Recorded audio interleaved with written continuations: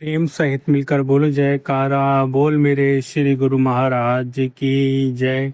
एक बार श्री सद्गुरुदेव महाराज जी श्री तीसरी पातशाही जी नशीराबाद में विराजमान थे। कुछ दिन पश्चात आपने महात्मा परम विवेकानंद जी को आज्ञा दी कि तुम झंगोर जिला कराची सिंध में जाकर रहो। श्री आज्ञा पाकर वे झंगोर चले गए। इसके कुछ समय बाद एक बार आप कराची से आ रहे थे तो महात्मा परम विवेकानंद जी की विनय पर 2 दिन के लिए आपने झम्पियर में सत्संग हुआ। काफी संगत आई हुई थी। वहां की संगत को संबोधित करते हुए आपने फरमाया, गुरुमुखों, पानी का अपना कोई रंग रूप नहीं होता। जैसा रंग उसमें डालो वैसा ही उसका रंग हो जाता है। उदाहरण, उसमें पीला रंग डालने से पानी का रंग भी पीला हो जाएगा और लाल रंग डालने से पानी भी लाल हो जाएगा। वैसे ही मन का भी कोई रंग रूप नहीं होता। उसको भी जैसा संग मिले वैसा ही रंग उस पर चढ़ जाता है। कुसंग से मन मैला हो जाता है और सत्संग से मन निर्मल बन जाता है। निर्मल मन में ही ईश्वर का प्रेम निवास करता है।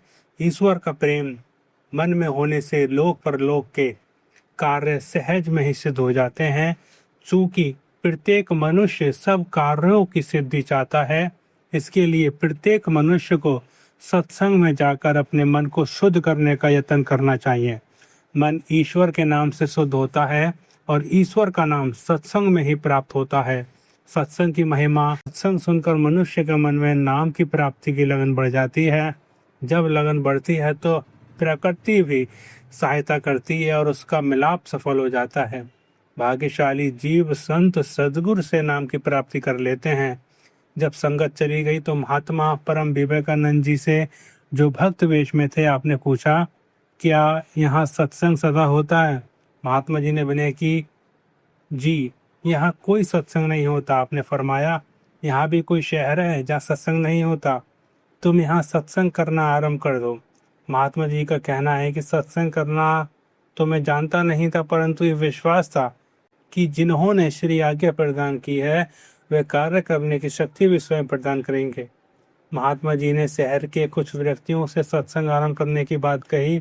उन्होंने कहा कि यहाँ पहले बड़े बड़े महात्मा सत्संग करने का प्रयत्न कर चुके हैं, उन्हें सफलता नहीं मिली। यहाँ की धरती भी पथरीली है और मनुष्य के दिल भी पत्थर जैसे हैं। महात्मा जी ने ये सब वृतांत श्री सद्गुरुदेव महाराज जी के श्री चरणों में सुनाया। श्री सद्गुरुदेव महाराज जी ने फरमाया, अमूल्य हीरे लाल भी पत्थरों में दबे हुए होते हैं। हीरे लालों की उत्पत्ति भी पत्थरों में से होती है, वे परिश्रम करने से ही निकलते हैं। श्री सद्गुरु महाराज जी ने दोबारा कही अनियंत की कृपा की। उनके पधारने के बाद महात्मा जी ने सत्संग कार्य श्री वचनानुसार आरंभ किया। धीरे धीरे संस्कारी रूहें श्री दरबार की महिमा सुनकर मोह माया रूपी पत्थरों से को हटाकर बाहर निकलती आईं। भाव यह है कि जिज्ञासु सत्संग में आने लगे।